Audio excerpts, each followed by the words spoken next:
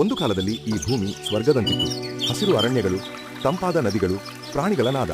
ಪ್ರಕೃತಿ ಶಾಂತಿಯ ರಾಜ್ಯವಾಗಿತ್ತು. ಎಲ್ಲಾ ಜೀವಿಗಳು ಸಮತೋಲನದಲ್ಲಿದ್ದರು. ಆದರೆ ಆಗ ಮಾನವ ಬಂದನು. ಬುದ್ಧಿವಂತ, ಕುತೂಹಲದಿಂದ ಕೂಡಿದ, ಆದರೆ ಲೋಭಿ.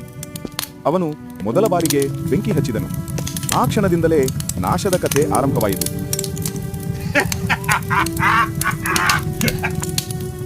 ಅರಣ್ಯಗಳು ಕಡಿದು ಬಿದ್ದವು, ನದಿಗಳು ಕಪ್ಪಾದವು, ಕಾರ್ಖಾನೆಗಳು ಎದ್ದವು, ನಗರ ಬೆಳೆಯಿತು. ಆದರೆ ಆಕಾಶವು ಹೊಗೆಗಳಿಂದ ಮುಚ್ಚಿತು. ಹಕ್ಕಿಗಳ ಹಾಡುಗಳು ಯಂತ್ರಗಳ ಶಬ್ದದಲ್ಲಿ ಮಾಯವಾದವು. ಇಂದು ಮಾನವ ಒಬ್ಬನೇ ನಿಂತಿದ್ದಾನೆ, ಜೀವವಿಲ್ಲದ ಭೂಮಿಯ ಮೇಲೆ. ಅವನ ಕಣ್ಣಲ್ಲಿ ಪಶ್ಚಾತ್ತಾಪ, ಹೃದಯದಲ್ಲಿ ನೋವು. ಅವನು ಅರಿತಿದ್ದಾನೆ, ಪ್ರಕೃತಿಯನ್ನು ಸೋಲಿಸಿ ತಾನೇ ಸೋತಿದ್ದಾನೆಂದು. ಆದರೆ ಅವನ ಒಳಗೊಂದು ಆಶೆ ಬದುಕಿದೆ.